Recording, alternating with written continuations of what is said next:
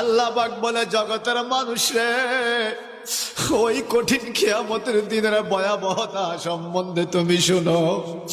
যেদিন ইসরাফিল ফেরেশতাবাসীর মধ্যে ফু দিবে, ইয়াউমা ইউনফাকু ফিস-সূরি ফাতাতুনা আফওয়াজা, মানুষগুলো দলে দলে কাতারে কাতারে, জামাতিন মুখতালিফাতিন, ভিন্ন ভিন্ন জামাতে, ভিন্ন ভিন্ন দলে দলে, মিন কুবুরিকুম ইলাল মাওয়াফিক, এই কবর থেকে উঠে কিয়ামতের ময়দানের দিকে দৌড়াইতে থাকবে। আল্লাহ বলেন ওয়া ফুতিহাতিস সামাউ ফাকানাত আবওয়াবা, এত জোরে চিৎকার হবে, এত জোরে সিংহায় ফু দিবে আল্লাহর ফেরেশতা ইসরাফিল আলাইহিস সালাম, আসমানগুলো ফাটল ধরবে, আসমান দরজা হয়ে যাবে, ভেঙ্গে ছুড়ে যাবে। ওয়া সুয়্যিরাতিল জিবালু ফাকানাত সারাবা, এত বড় বড় পাহাড়গুলো দুলার কণার মতো ঘুরতে থাকবে।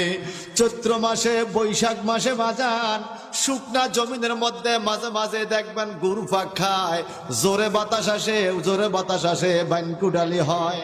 এই বাতাসের সাথে যেইভাবে কণিকাগুলা ঘুরে, দুলাগুলা ঘুরে, আমার আল্লাহ পাক বলে কিয়ামত যখন শুরু হয়ে যাবে, এত বড় বড় পাহাড়গুলো দুলার মতো ঘুরতে থাকবে। একটু চিৎকার দিয়ে কি বলা যাবে আল্লাহু আকবার? আরো জোরে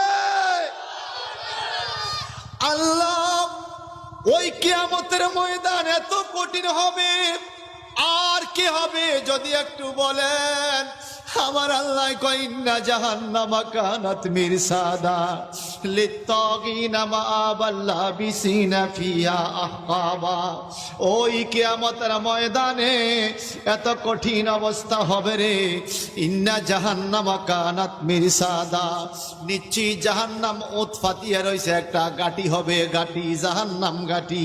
যেমন আপনারা বড়ুরার মানুষ মাঝে মাঝে বলেন বড়ুরার মাটি সুন্নি জামাতের ঘাটি, গাটি মানি যেখানে অভাব নাই, যেখানে অভাব নাই। আল্লাহ বলে ইন্না জাহান্নামা কানাত মিরসাদা, নিশ্চয়ই জাহান্নাম হইল একটা ঘাটি। কাদের জন্য ঘাটি? লিত্তাগিনা মাআবাল লাবিসিনা ফিহা আহকাবা, যারা অপরাধী, যারা পাপী, যারা মুনাফিক, যারা মুশরিক, যারা কাফের, বেনামাজি, বেরোজদারি, সুদ খানেওয়ালা, ঘুষ খানেওয়ালা, হারাম খানেওয়ালা, গাঞ্জা খানেওয়ালা, মদ খানেওয়ালা, মা বাবার বিরোধিতা করেওয়ালা, যারা মানুষ হত্যা করে, দেশের ক্ষতি করে, বড় বড় পাপী, এদের জন্য জাহান্নাম হলো ঘাটি।